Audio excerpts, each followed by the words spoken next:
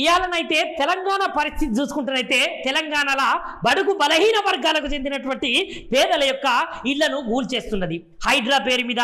అదేవిధంగా మొన్ననేమో టేకుమట్ల, దాని తర్వాతనేమో ఇక్కడ మధు రిచ్ అపార్ట్మెంట్. ఇట్లా చూసుకుంటూ పోతే అసలు తెలంగాణ రాష్ట్రానికి ఏమవుతున్నది, లేదంటే తెలంగాణలో ఉన్నటువంటి రాజకీయ పార్టీకి ఏమవుతున్నది, అధిష్టానంలో ఉన్నటువంటి కాంగ్రెస్ పార్టీకి ఏమవుతున్నది, అసలు సీఎం రేవంత్ రెడ్డి జనాలను ఏం చేస్తున్నాడు, వాళ్ళ మేలు కోరుతున్నాడా లేదంటే వాళ్ళ కీడు కోరుతున్నాడా అనే ప్రశ్నలు అయితే జనాలనైతే బాగా వస్తున్నాయట.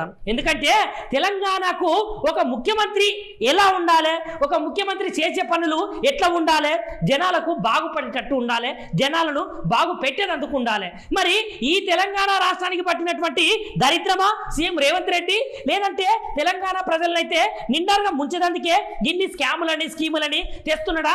ఏ ఒక్క ఆశయం ఏ ఒక్క హామీ కానీ నెరవేర్చకుండా ఉంటున్నాడు సీఎం రేవంత్ రెడ్డి అని జనాలైతే అందరూ అనుకుంటా మాట్లాడుతున్నారట. మరి మీరేమనుకుంటున్నారో మాకైతే కమెంట్ చేయండి.